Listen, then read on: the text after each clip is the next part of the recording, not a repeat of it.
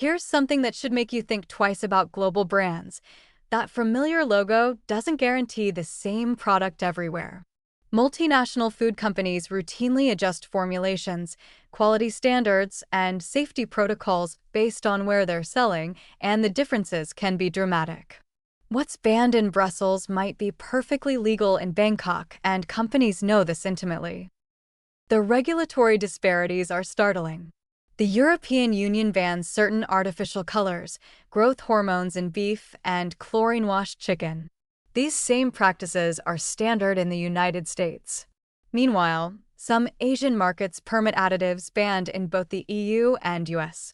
It's not that the science differs by geography, it's that regulations reflect different political priorities, industry lobbying power, and enforcement capacity. Companies optimize for profit within each regulatory environment, which means maintaining higher standards costs money they'll only spend where legally required.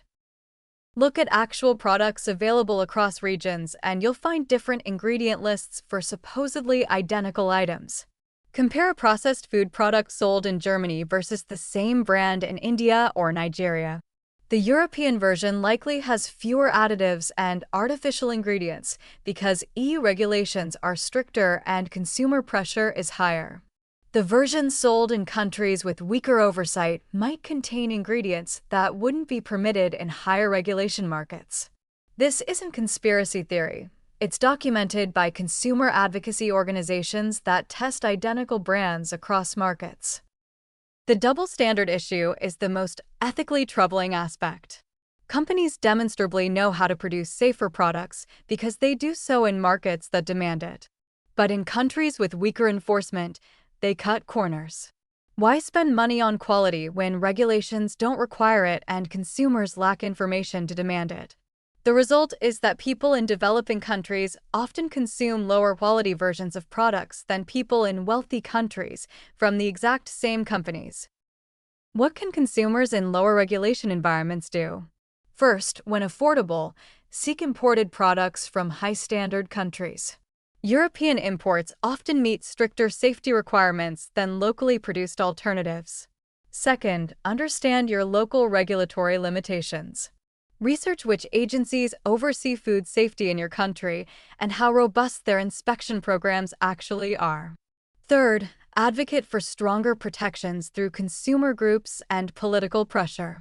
Change happens when enough people demand it, but you need to know what standards exist elsewhere to know what's possible.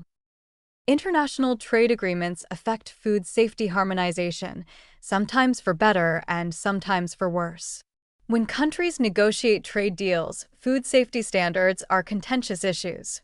Some agreements raise standards by requiring harmonization upward.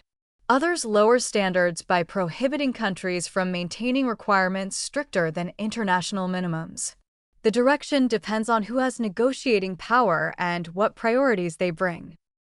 The global food system creates a race to the bottom in some ways and a rising tide in others. Companies want to standardize production to reduce costs, which can mean better practices spreading from high-regulation markets. But they also want maximum flexibility to adjust quality based on what they can get away with locally. As a consumer, you're navigating this complicated landscape with limited information.